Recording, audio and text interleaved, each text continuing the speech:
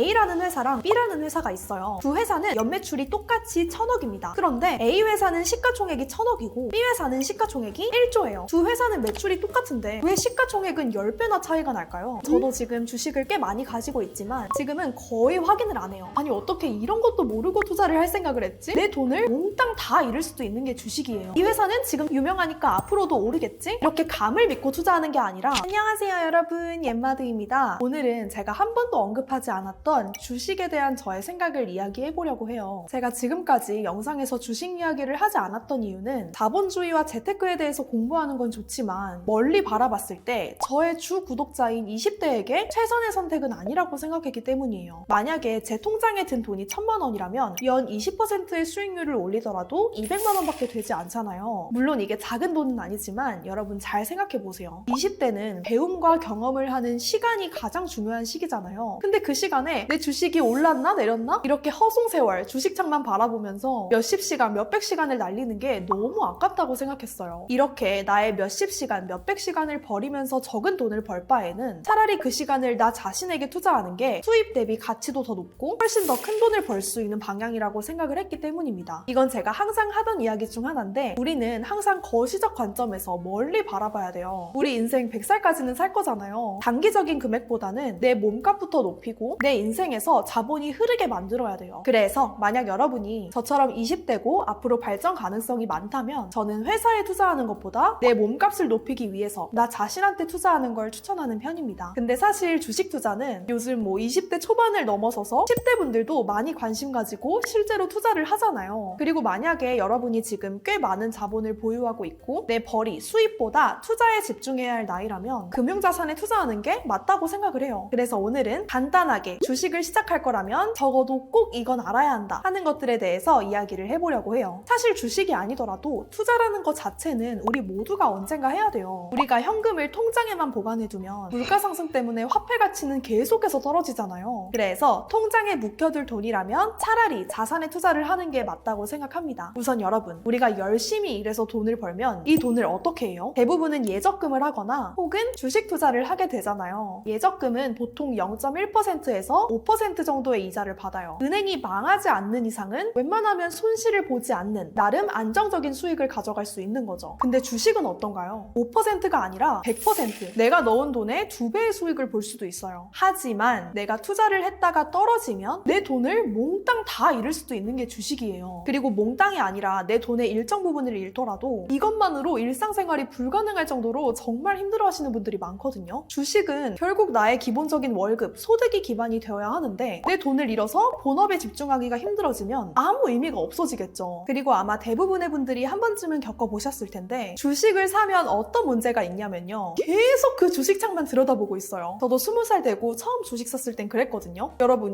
20대한테는 시간이 가장 귀중한데 이렇게 계속 주식창만 들여다보면서 우리의 귀중한 시간을 날려버리는 경우가 많다는 거죠. 실제로 저도 지금 주식을 꽤 많이 가지고 있지만 지금은 거의 확인을 안 해요. 한두 달에 한 번 들어가서 보는 정도? 왜 그럴까요? 어차피 저는 그 회사들을 장기적으로 보유할 생각으로 샀기 때문에 지금 좀 오르던 내리던 상관이 없거든요. 주식은 당장 돈 벌고 싶은 마음으로 하면 안 돼요. 결국 미래에 상승할 회사를 오래 가지고 가겠다는 마음으로 해야 합니다. 그래서 저는 여러분들한테 지금 당장 주식 투자를 하세요 라고 권유하는 건 아니지만 우리가 살고 있는 이 자본주의에서 돈이 어떻게 흐르는지 그리고 내가 미래에 투자할 자산들에 대해 미리 공부하는 건 정말 중요하다고 생각해요. 그럼 이제 하나씩 알아볼까요? 제가 진짜 쉽게 설명해 드릴 테니까 걱정하지 말고 따라오세요. 자, 국내 주식은 크게 코스피와 코스닥이 있는데 어려운 말은 생략하고 코스피는 대기업 그리고 코스닥은 중견 기업들이 있는 회사 목록이라고 이해하시면 돼요. 그리고 주식에서 굉장히 중요한 개념이 바로 회사의 총 가치, 시가총액인데요. 주식이라는 게 정말 어렵고 단순한 숫자만으로 접근하기 어려운 이유를 한 가지 쉬운 예시로 얘기를 해볼게요. A라는 회사랑 B라는 회사가 있어요. 두 회사는 연매출이 똑같이 1000억입니다. 그런데 A 회사는 시가총액이 1000억이고 B 회사는 시가총액이